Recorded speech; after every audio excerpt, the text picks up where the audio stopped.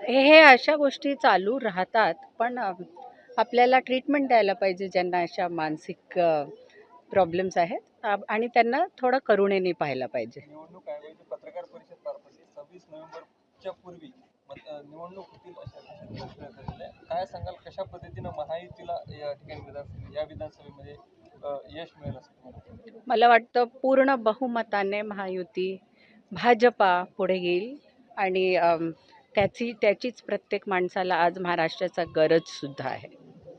अशा पद्धतीने विरोधक टीका करतायत महाविकास आघाडीचा मुख्यमंत्री होईल कुठेतरी कसं पाहता तुम्ही, कारण महायुतीचाच मुख्यमंत्री असं वाटतं का? लाडकी बहीण योजनेवरून मोठ्या प्रमाणात विरोधकांकडून टीका केली जाते आहे.